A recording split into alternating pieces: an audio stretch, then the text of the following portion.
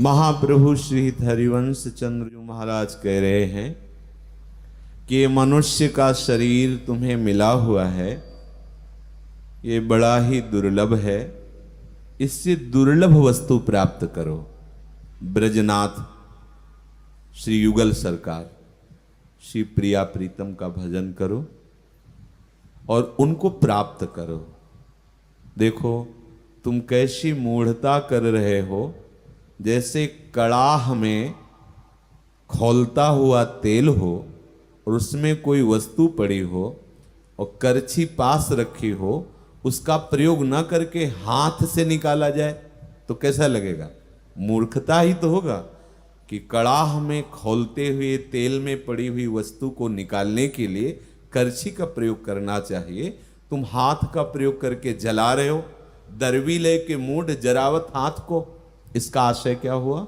भाव ये हुआ कि आपको ये बड़ा ही महिमामय मनुष्य शरीर मिला। दुर्लभो मानुषो देहो, बड़ी महिमा है।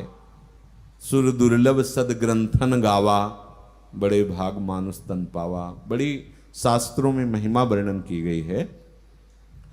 इस शरीर में यदि आसक्त होकर विषय भोगों को भोग रहे हो और भगवद विमुख हो तो तुम अपने आप को जला रहे हो। विवेक रूपी दर्वी, अगर विवेक रूपी दर्वी का प्रयोग कर दो तो तुम जलने से बच जाओगे। विवेक क्या है? जो मोह का नाश करता है। आगे की पंक्ति में कहा, जैसी हरिवंश प्रपंच विषय रस मोह के। जितने भी भोग हैं जो प्यारे लग रहे हैं, जितने भी संबंध हैं जो प्यारे लग रहे हैं, ये मोह के कारण। मोह मूल बहुसूल प्रद, त्याग हो तम अभिमान। मोह सकल व्याधिन कर मूला। मोह, हम तुम्हारे बिना नहीं जी सकते, कैसे हम रहेंगे, हम इस विषय के बिना नहीं जी सकते, अत्यंत आसक्ति कर देता है ये मोह। मोह के वशीभूत होकर के कैसी कैसी लीलाएं सृष्टि में हो रही हैं। महाप्रभु कह रहे हैं केवल केवल मोह का तांडव मचा हुआ है और कुछ नहीं। ये सब जो भस्म होते जा रहे हैं कालाग्नि में, व्यर्थ में अपने जीवन को नष्ट किए दे रहे हैं, उसका मूल कारण मोह है। अगर तुम मोह से बचना चाहते हो तो विवेक का प्रयोग करो। विवेक का होए विवेक, मोह भ्रम भागा। विवेक किसे कहते हैं? जो सत असत की जानकारी करा दे, जो सच्चे झूठे का परिचय दे दे। प्रभु के सिवा सब झूठा है। महापुरुषों ने, तत्वज्ञानियों ने देखा है, ना सतो विद्यते भावो ना भावो विद्यते सता।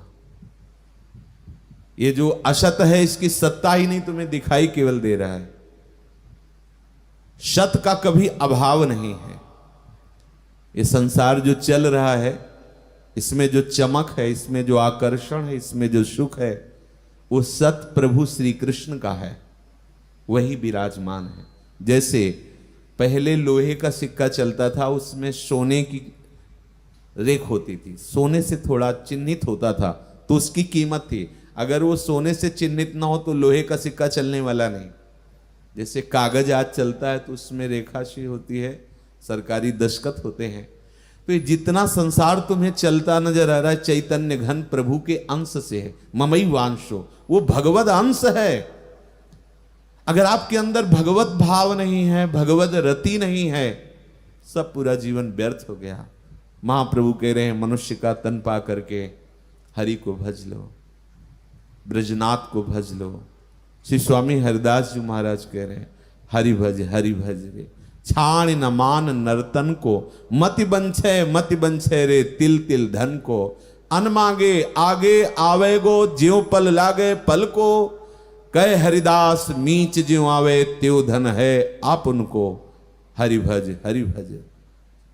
निरंतर हरि का स्मरण करो। क्यों बावरे बन रहे हो कि हमें खूब धन मिले तो हम भोग सामग्री इकट्ठा करें, मनमाने भोगों को भोगें? तू विश्वास कर, हरि भजन कर, जैसे पलक तेरे को झपकना नहीं पड़ता, वो स्वयं झपक रही है, ऐसे स्वयं तेरे पास सब वैभव आ जाएगा। अन मांगे आगे आवेगो, जीव पल लागे पल को। इस कीमती मनुष्य शरीर का मान रख लो, इसको क्यों नष्ट कर रहे हो? ये भगवत प्राप्ति के लिए मिला है। ये धन और भोग सामग्री तो अपने आप आ जाएंगे, तू चिंता क्यों करता है? तू तो केवल हरि भजन में लग। स्वामी जी कह रहे हैं मेरे लिए ये विषय भोग और धन संपत्ति तो ऐसा है जैसे किसी को मृत्यु से भय लगता है, ऐसे मुझे इससे भय लगता है। देखो बड़े महापुरुष आचार्य है कैसा कह रहे हैं, कहे हरिदास मीच ज्यों आवे त्यो धन है आपन को, हरि भज छाण न मान नर तन को। महाप्रभु कह रहे मानुष को तन पाए भजो ब्रजनाथ को, ब्रजेंद्र नंदन युगल सी लाडली लाल का भजन करो। व्यर्थ में अपने जीवन को नष्ट मत करो।